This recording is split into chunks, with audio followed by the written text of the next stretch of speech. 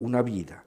Y es confinado en una pequeña isla, la isla de Ventotene, y en el año 1941, junto con otros presos, fundamentalmente otro antifascista italiano, Ernesto Rossi, redactan el famoso Manifiesto de Ventotene. El Manifiesto de Ventotene, si lo leen ustedes, yo recomiendo su lectura, como recomiendo también la lectura, es decir, para cualquier europeísta hay algunos libros básicos, uno de ellos también son Las Memorias de Jean Monnet, a los que se refiere Marcelino. Yo creo que es un texto básico para adentrarse en los vericuetos del europeísmo. Pues bien, el Manifiesto de Ventotene, que se convierte en un texto emblemático para la historia del federalismo europeo. El Manifiesto de Ventotene hay que leerlo con la distancia histórica de que se produce. Está hecho en la cárcel, tiene un idealismo revolucionario muy potente, está influido por lo que en aquel momento todavía, porque después se aleja de esa posición, el propio Spinelli era una concepción revolucionaria comunista, digamos, basada en el ideal marxista y por lo tanto en contra del principio de la economía de mercado, está muy claro en el manifiesto, pero lo que ha quedado vigente del manifiesto es su análisis sobre la causa de la guerra y la necesidad de superar esa causa. Y la idea clave en Spinelli es la crítica al concepto de soberanía. Dice Spinelli, la soberanía absoluta de los estados nacionales ha conducido a la voluntad de dominio de cada uno de ellos, porque cada uno se siente amenazado por la potencia de los otros, de sus vecinos, y considera como espacio vital a territorios cada vez más vastos que le permitan moverse libremente y asegurarse los medios de existencia sin depender de los otros. Y continúa el pensamiento Spinelli. En consecuencia, el estado de tutelador de las libertades de los ciudadanos, que había aparecido en la Revolución Francesa, se transforma en dueño de sus súbditos, a los que considera a su servicio para lograr, en su caso, la máxima eficacia bélica. Y él va explicando con mucha lucidez que al servicio de esta idea, incluso en tiempos de paz, los estados nacionales en la Europa que él ha vivido funcionaban de esa manera. Sus escuelas se acaban convirtiendo en centro de adoctrinamiento nacionalista para fortalecer el espíritu nacional. Y todos sabemos que la historia de la escuela europea del 19 y 20 eran instrumentos al servicio de las concepciones nacionales. Y ahora los nacionalismos, todos lo sabemos, desgraciadamente en España también, todos utilizan la escuela como un instrumento esencial para ello. La ciencia, dice también Spinelli, también que tiene que estar dispuesta a servir los fines bélicos o la exaltación nacional. La economía, que tiene que tener siempre en cuenta los intereses nacionales y las propias estructuras de la administración. De este modo, continúa la reflexión del manifiesto de Ventotene, dice, en este ámbito, en este contexto, son los estados totalitarios, con un poder central más fuerte, con más capacidad de dominio de la sociedad, los más idóneos para sobrevivir en un ambiente internacional de carácter competitivo. Y, por el contrario, son las democracias las que acaban siendo las estructuras más débiles para enfrentarse en esta realidad nacional. Y da un paso más todavía, dice, cara al futuro, los cambios industriales de la producción del mundo harán que todavía hará unas relaciones económicas, industriales más competitivas y, por lo tanto, tendrán siempre un plus de fortaleza los estados totalitarios. El estado demoliberal se acabará, por lo menos, intentando tener estructuras o elementos de los estados totalitarios. El manifiesto, finalmente lo digo esto porque todo el federalismo europeo va a introducir este tema, prevé la derrota aunque está hecho en el año 41, de Alemania como el Estado agresor, y le dice lo que hay que plantearse es en la posguerra Alemania, ¿qué hacer con Alemania? Pues bien, lo que dice Spinelli dice, la derrota de Alemania no conducirá automáticamente a un reordenamiento de Europa según nuestro ideal de civilización. ¿Por qué? Porque se volverá a reconstruir los viejos organismos estatales, se buscará de nuevo la política del equilibrio de los poderes, se volverá a exaltar los tradicionales sentimientos nacionales. Por lo tanto, la tesis de Spinelli es que con la restauración de los estados nacionales previos a la Segunda Guerra Mundial no es posible garantizar la paz en Europa. No es posible, es decir, la lección histórica es que la Europa de Westfalia, construida sobre el concepto de los estados con soberanía, no podrán garantizar en ningún caso la paz del continente. Y por lo tanto, dice, el problema que en primer lugar debe resolverse, y si fracasa cualquier otro progreso no es más que apariencia, es la definitiva abolición de la división de Europa en estados nacionales soberanos. Ese es el fin, el objetivo del federalismo de Spinelli. Y dice, los espíritus están ahora mucho mejor dispuestos que en el pasado para una reorganización federal de Europa, que es de lo que se trata.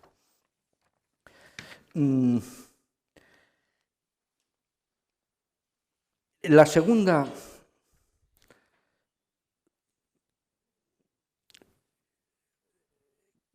el manifiesto de Ventotene, para encuadrarlo históricamente, el manifiesto de Ventotene se hace 2 años antes del fin de Mussolini, que como ustedes saben, la caída de Mussolini es el año 43, y con la caída de Mussolini recuperan la libertad todos los presos, que eran más de un centenar de presos que estaban en Ventotene, entre ellos a Spinelli. Spinelli va a Suiza y, imbuido de esta idea, en Suiza empieza a hacer los primeros gérmenes, los primeros embriones del movimiento federalista europeo, consiguiendo en marzo de 1944 una primera reunión de distintas corrientes de resistencia en distintos países europeos, básicamente de izquierdas, animados por el ideal federalista, y propugnan la creación de una unión federal de los pueblos europeos que va a ser embrión de un movimiento que todavía existe en la actualidad, que es la Unión Europea de Federalistas. Y lo que defienden en esta corriente federalista es la creación de una unión basada en la garantía de los derechos civiles, políticos y sociales, que asegure el libre desarrollo de la persona humana, la renuncia de la soberanía de los estados en defensa, relaciones internacionales, intercambios comerciales y comunicaciones internacionales, y propugna una cosa que será un elemento permanente en este, diríamos, federalismo más, diríamos, radical, la elaboración de una constitución federal para Europa que tenga, diríamos, las instituciones propias de un Estado federal, un Tribunal Supremo, un Ejército de la Federación, un gobierno federal responsable, etcétera, intentando buscar, que eso será un elemento permanente de tensión del federalismo, un demos europeo, es decir, un pueblo europeo como base de la Federación Europea. La segunda corriente es la de el humanismo cristiano que adoptan los políticos, diríamos, que van a ser los constructores de la primera fase de la Unión Europea. Jacques Maritain era el pensador más influyente en aquella época.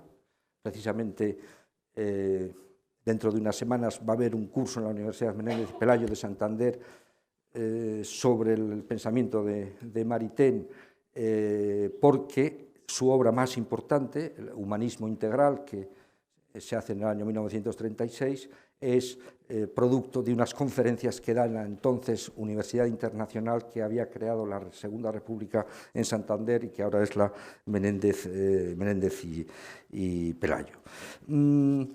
Maritain estaba casado con una judía, Raisa.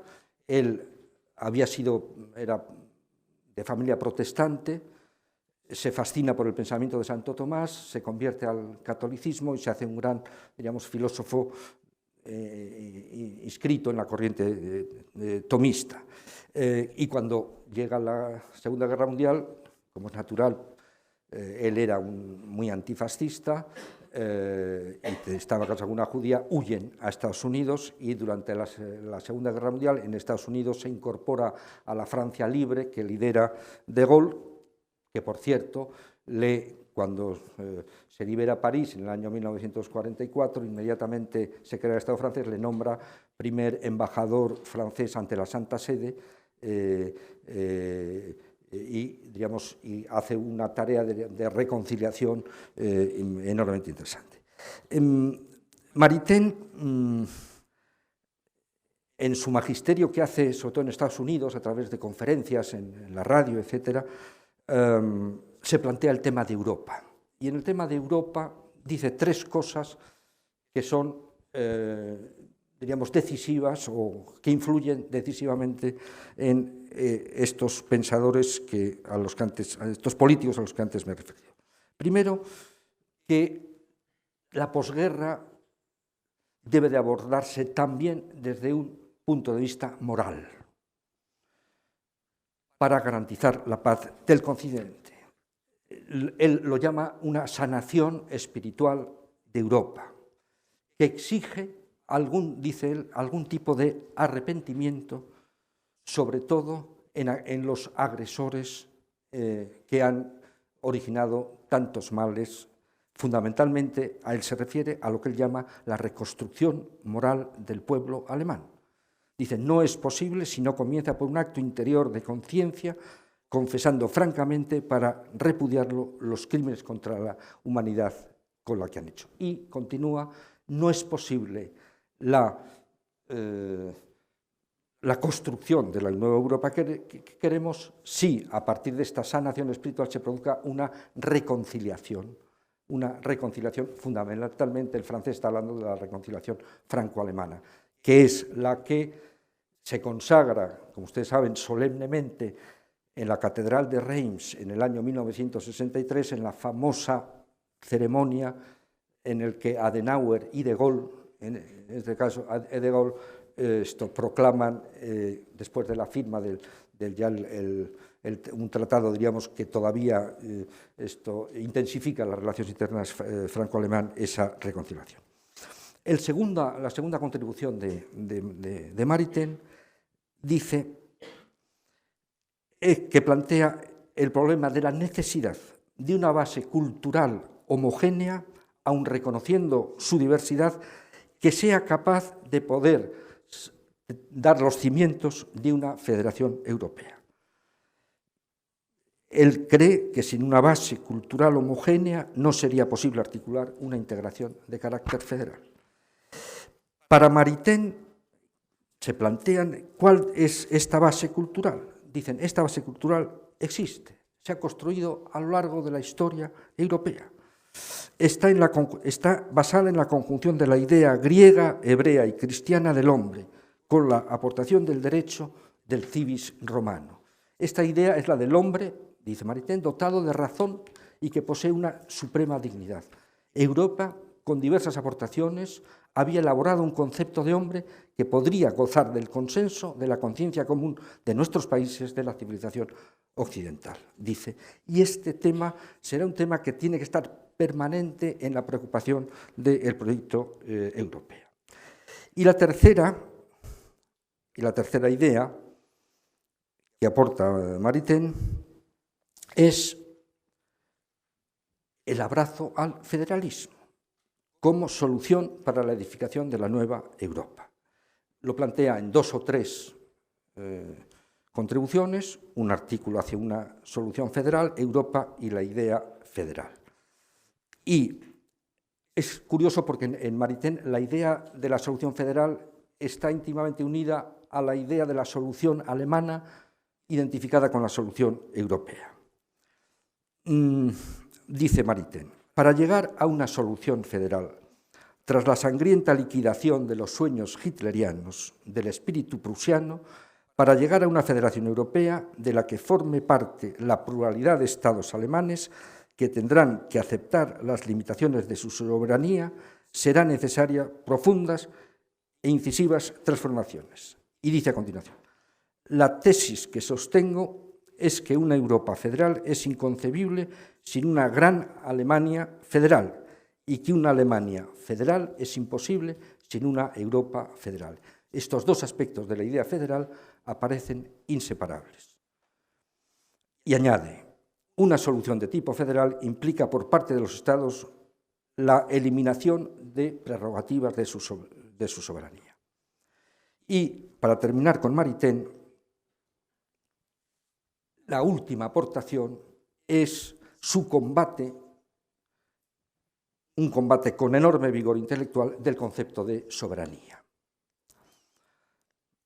En El hombre y el Estado, sobre todo, dice: si queremos pensar de modo consistente en materia de filosofía política, hemos de rechazar el concepto de soberanía que se identifica con el concepto de absolutismo.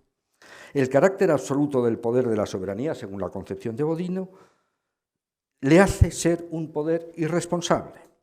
Significa, dice Maritain, el hecho de que el pueblo pagará por las decisiones tomadas por el Estado en nombre de la soberanía del pueblo.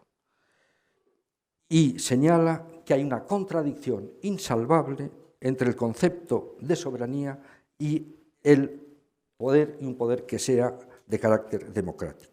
Si el Estado es responsable y está sometido a control, ¿cómo puede ser soberano? Para concluir, los dos conceptos de soberanía y absolutismo han sido forjados juntos con el mismo yunque y juntos han de ser desechados. Insisto en este tema que le hace coincidir con Spinelli porque estamos con el nudo gordiano de la Constitución Europea. Si aceptamos que hay que rechazar el concepto de soberanía de Bodino, que además decía que era un poder absoluto e indivisible, y si aceptamos el principio de que la soberanía tiene atributos que pueden ser rechazados, ya no tenemos concepto de soberanía. Yo, en mis intervenciones públicas, incluso cuando me refiero al Parlamento, aunque en nuestra Constitución se diga el órgano de la soberanía nacional, yo ya no utilizo ese término. Yo digo el órgano de representación del pueblo español, porque yo ya no creo en la soberanía de los Estados. Y en los debates que todavía en las Cortes Generales, en el Congreso de los Diputados, por ejemplo, con la crisis griega, me ha extrañado, y no extrañado, pero me ha molestado que de nuevo, incluso en nuestro Parlamento, el término de soberanía y de soberanía económica se sigue utilizando. Cuando nosotros, desde el punto de vista de hemos aceptado la Europa del euro, hemos perdido uno de los elementos fundamentales de lo que hacía Bodino del concepto soberano, que era acuñar moneda, tener una moneda. Hemos renunciado, ya no somos soberanos económicamente. Y a veces cuando hablamos del rescate o no el rescate, es decir, hemos mantenido nuestra soberanía económica. No es verdad. Tenemos también un problema de lenguaje, porque efectivamente los conceptos, yo soy consciente de que el concepto del nacionalismo es muy potente en nuestras sociedades europeas y tenemos que contar con esto. Y ya para ir terminando, quería hacer una mera referencia al planteamiento de Denis de Rougemont. Denis de Rougemont, sobre todo en la posguerra, era un filósofo, en fin, interesante, no de primera, pero suizo, humanista, es cofundador de la revista Esprit, se orienta en el pensamiento personalista y se convierte en un gran federalista europeo. Él está en el Congreso de La Haya y él elabora sus tesis sobre el federalismo en el famoso Congreso de Montreux del año 1947, en el que los federalistas se reúnen para preparar el Congreso de La Haya y llevan allí sus tesis. En ese Congreso de Montreux, Rougemont plantea sus famosas 6 tesis sobre el federalismo europeo. No las voy a decir porque ya no me da tiempo, pero en el fondo de todas ellas late el siguiente planteamiento, lo que se ha llamado el federalismo como espíritu. el federalismo como un espíritu que tiene que tener una serie de características, que es la búsqueda del compromiso, el reconocimiento de la diversidad, que la diversidad enriquece, que nadie puede ser hegemónico, que no hay grandes y pequeños, sino que el federalismo agrupa a todos ellos, y todo eso tiene que crear, es decir, si no se asume el espíritu del federalismo, el federalismo no puede quedarse solo en un modelo de organización técnico-jurídico constitucional, porque no tendría la savia que le da el espíritu. Y frente al espíritu muy potente, que lo ha dicho antes el profesor Rubio, del nacionalismo, que configura la realidad europea hasta este momento, el espíritu del federalismo tiene que ser propagado, tiene que estudiarse en las escuelas, tiene que ser un espíritu que nos impregne a todos. Pues bien, ya acabo para no continuar. El modelo federal europeo tiene claras unas metas que se trazaron en estos años felices, fecundos de la idea europea, con estas aportaciones, con estos 4 corrientes. No se han podido llevar todavía a cabo. Es decir, el modelo federal no es todavía una realidad en Europa. Pero estamos en una situación, y en eso, en el movimiento europeo, reflexionamos mucho, que podríamos denominar, ya es intermedia entre lo que podríamos denominar el modelo de confederación europea, que es un modelo, digamos, que respeta las soberanías de cada uno de los estados y que está basado fundamentalmente en la cooperación intergubernamental. Ya no estamos en el modelo de confederación, hemos dado pasos, yo creo que irreversibles, hacia el modelo federal en muchos ámbitos, en el ámbito económico, en el ámbito monetario, etcétera, pero estamos en una especie de mitad de camino en el que no somos ni una confederación ni el Estado federal. Y eso nos produce enormes dificultades, porque las instituciones comunes poderosas que necesita una federación en estos momentos son demasiado débiles. Y todavía los Estados miembros, digamos, se configuran como los protagonistas fundamentales del quehacer de la Unión. Este estadio intermedio yo creo que es lo que explica muchos de los obstáculos y dificultades que tiene la Unión Europea para resolver los problemas y el caso griego es una manifestación de ello. Y por eso, en estos momentos, el movimiento europeo, en su conjunto, que tiene una historia gloriosa, porque el movimiento europeo surge en el famoso Congreso de La Haya de 1948 y se compromete a ser, diríamos, la vanguardia de acción para propugnar lo que Schuman dijo 2 años después, la Unión Federal de Europa. El movimiento europeo en estos momentos lo que trabaja, lo que lucha para mejorar lo que se ha llamado la gobernanza económica, es decir, incrementar los poderes de las instituciones comunes, esa es la tarea. La lección griega demuestra que hay que hacer unas tareas con enorme ambición en estos momentos y sin perder el tiempo. Y les diré ya para terminar que muy recientemente hay un documento de las cinco instituciones europeas, firmado por Juncker, por Tusk, por el presidente del Parlamento Europeo, por y Draghi, el presidente del Banco Central Europeo, que marca, es muy reciente, de hace unos días, que marca una hoja de ruta que a nuestro juicio va en la buena dirección. El único problema es que esa hoja de ruta le da un calendario de aquí al año 2025. Los europeístas, que yo he dicho, federalistas, que creemos que la salvación en el mundo que tenemos, de nuestros pueblos, de la sociedad europea, de los 500 millones de habitantes, está en una Europa más integrada, creemos que ese salto tiene que hacerse con más rapidez. y muchas gracias por su atención.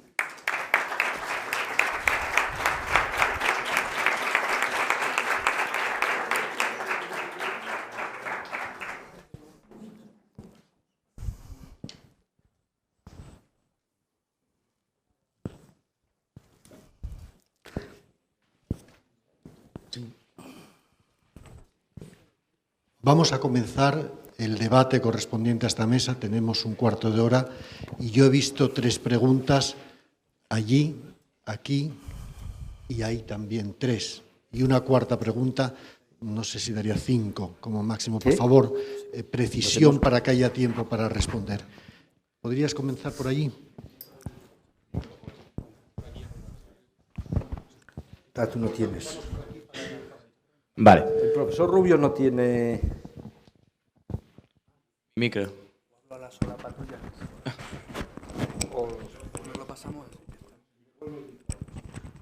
Vale, bueno, rápidamente entonces. Para el profesor Rubio, que su exposición ha sido, creo que, fantástica, la verdad. Preguntas rápidas.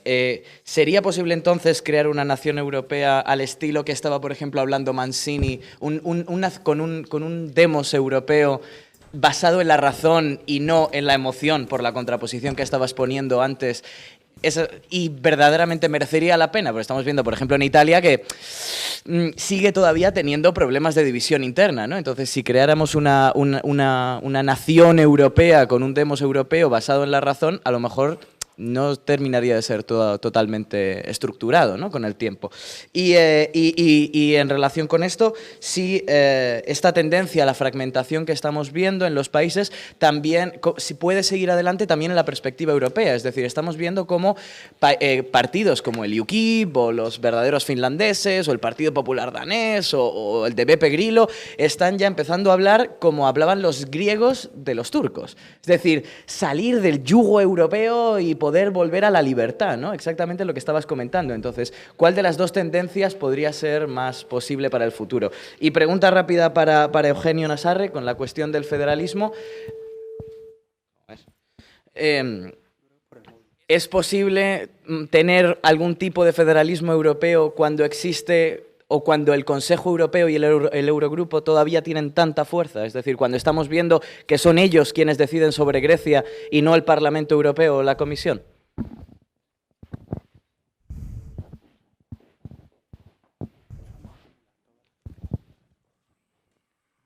Bueno, yo lo primero de todo quería felicitar a ambos ponentes porque me han parecido magníficas ambas ponencias. Y bueno, en relación con una de las últimas cosas que se ha comentado, pero también con la primera de las ponencias, hemos visto que... Esto creo que se ha apagado, pero me da igual.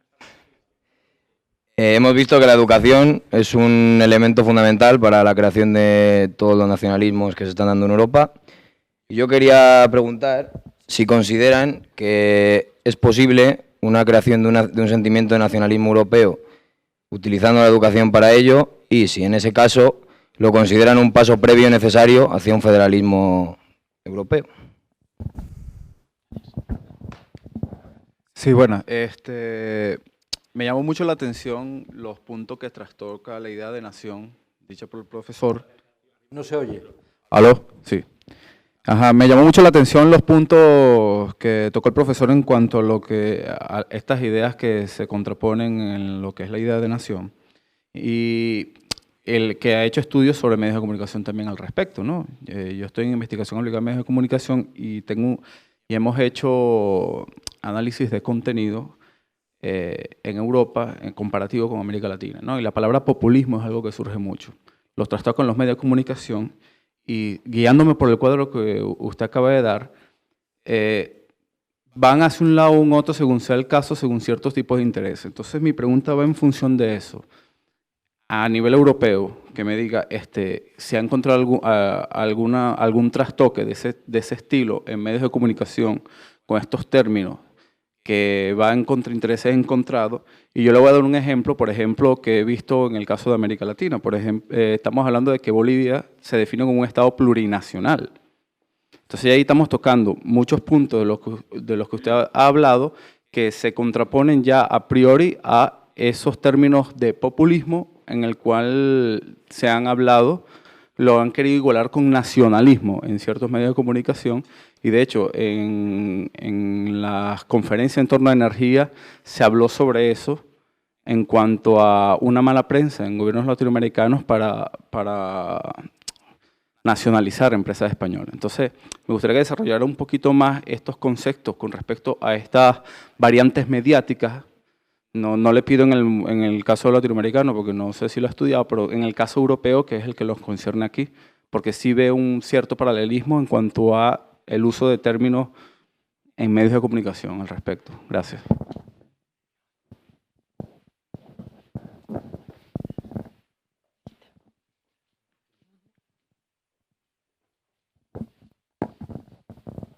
Bueno, yo quería preguntar respecto a independencia y Unión Europea. ¿Cómo lo encajo desde el punto de vista que tras la decisión de una comunidad o una provincia, luego van a solicitar la adhesión a la Unión Europea? ¿No sería necesario negociar para ahorrarnos todo el proceso de saltar a la Unión Europea para luego volver a entrar? ¿Y consideráis que el mapa de la Unión Europea seguirá homogéneo? Bueno, yo era respecto a la última ponencia que se ha hecho en relación a la pérdida de soberanía de la que se ha hablado. Me gustaría saber la opinión que tiene usted si es respecto a una pérdida de soberanía entendida como autonomía del gobierno respecto a la toma de decisiones o pérdida de soberanía de un pueblo a la hora de poder elegir a sus representantes, como por ejemplo estamos viendo que actualmente un ciudadano español puede elegir a los parlamentarios europeos.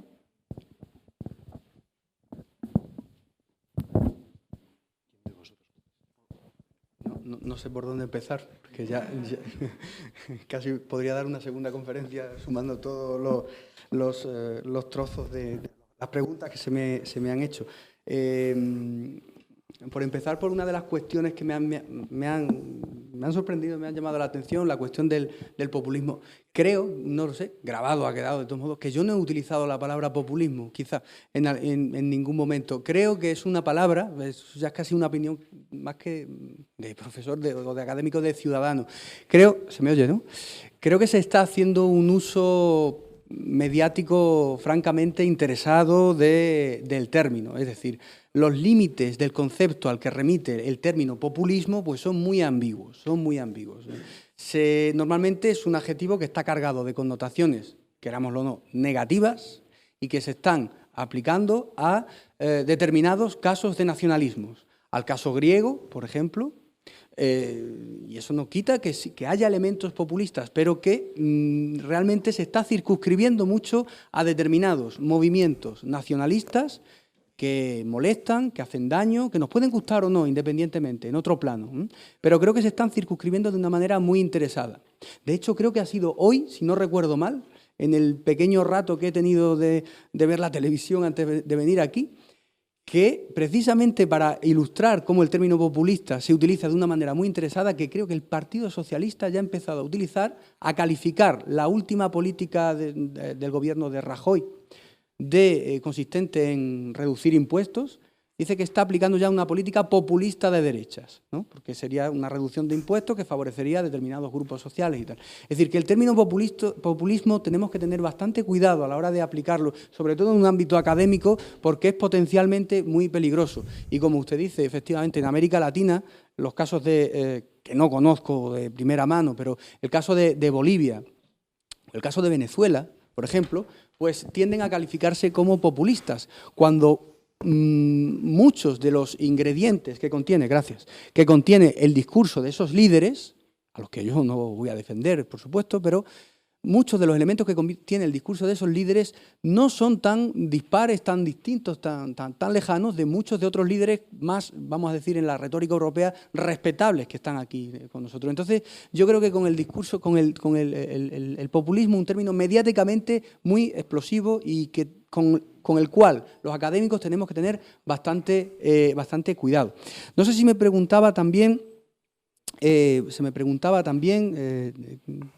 la primera pregunta que se me hacía sobre el caso de la construcción de una nación europea, de una fusión. Creo que el lugar en el que estamos ahora mismo, aparte de otras muchas iniciativas de las que se han hablado aquí esta mañana, como el módulo Jean Monnet, del que se está impartiendo en la Universidad de Extremadura, por ejemplo, pues son iniciativas que precisamente van en ese sentido. Creo que también otra pregunta que se me ha hecho por ahí van en ese sentido, es decir, que la educación es quizá la mayor palanca, el mayor resorte para construir una especie de nacionalidad, vamos a llamarlo, de un demos europeo, ya que no se puede construir un etnos, porque no, es imposible, hablamos 28 lenguas, que se sepa, es imposible construir una etnia sola europea, pero se está tratando de construir un demos en torno a valores, en torno a una serie de principios, de ideas, la democracia, la justicia social, la igualdad, etcétera, etcétera. Esa es la idea, ese es el horizonte, y de ello ha hablado también el profesor Nassarre, pero asociado a otra pregunta que se me ha hecho, que creo que fuiste tú también, eso es muy complicado, es muy complicado. Uno de los aspectos que yo me he tenido que dejar en el tintero por falta de tiempo es precisamente eso, que la construcción de las naciones en el siglo XIX y XX, de las naciones, la nación francesa, la italiana, a la que aludías, la española incluso, no pudo hacerse con las únicas armas de la razón. La conversión al nacionalismo de los gallegos, los asturianos, los castellanos y los andaluces, la conversión a la idea de España no fue por un arrebato ilustrado de las masas que leyeron a Rousseau y dijeron aquí está el horizonte, sino que fue por una política simbólica, emocional, desde las castañuelas hasta la selección española de fútbol más recientemente. Es decir, los símbolos.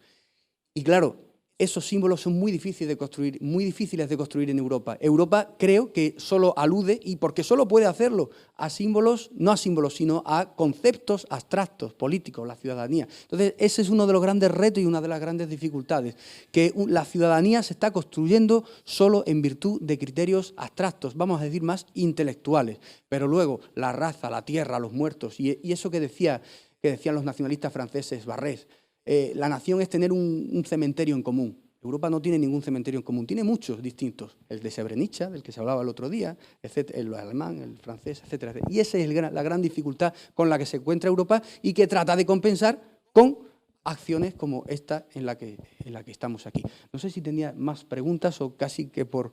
Ya, dejo la palabra a mi compañero y luego... Yo tengo, sí. Bueno... 5 observaciones breves. Vamos a ver.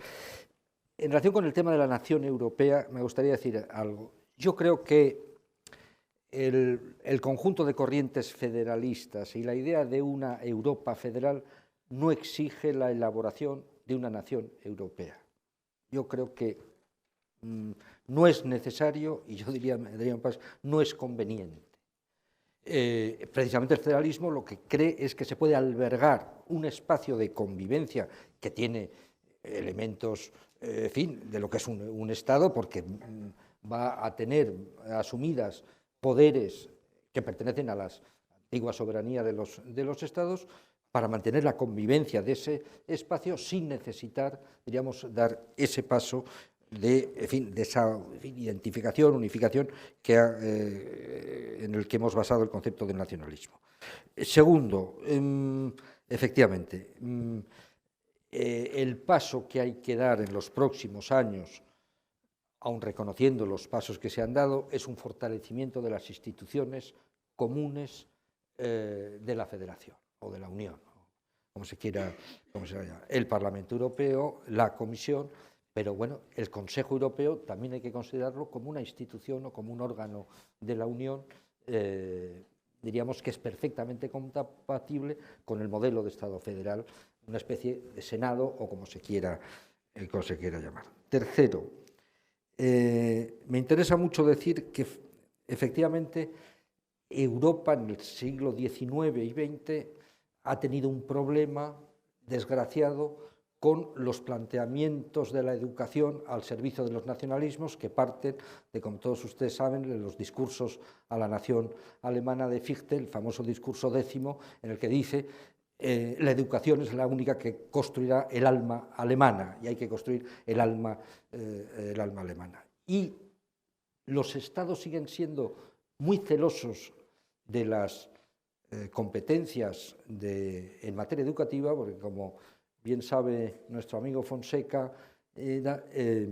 es de los pocos ámbitos en que prácticamente las instituciones europeas, la Unión Europea, no tiene apenas poderes o competencias en materia de educación, sino una leve referencia de materia de cooperación, y los Estados han dicho, en mi educación no se toca. Y yo creo que hay que tocarlo.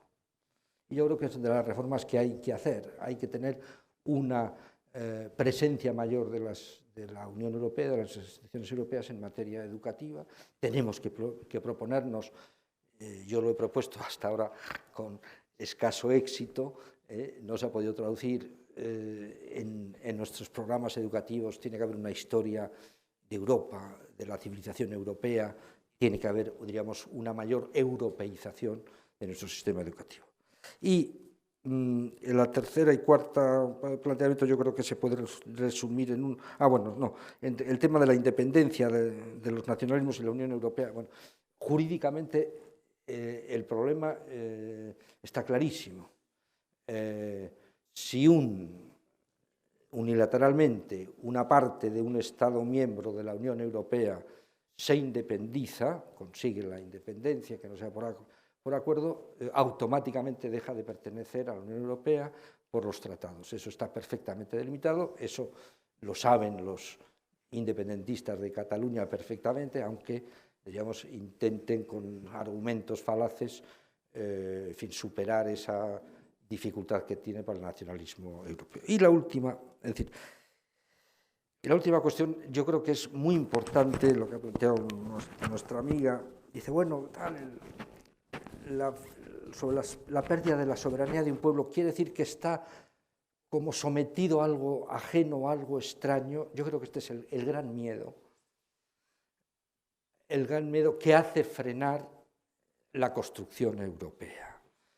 Y eso, eso implica que hasta en donde hemos llegado, lo hago como una autocrítica, diríamos, del europeísmo desde la segunda posguerra, desde sus orígenes, no hemos sido capaces de trasladar al conjunto de las opiniones públicas europeos, de los pueblos europeos, que Europa no es la madrastra, es la casa acogedora común de todos. Y yo no tendría ningún inconveniente de decir, bueno, ¿qué es eso de pérdida de soberanía? ¿Qué quiere decir que Europa asuma la defensa del conjunto de la Unión y que haya unos ejércitos europeos? A mí personalmente no me da ningún, siempre que esté basado, en fin, y ya está sentado en los valores democráticos, de libertad, de lo que defiende en estos momentos la Unión Europea. Sin embargo, todavía, digamos, y los populismos también que surgen y los neonacionalismos que están surgiendo, hace que esta idea todavía no ha cuajado suficientemente en la opinión pública europea.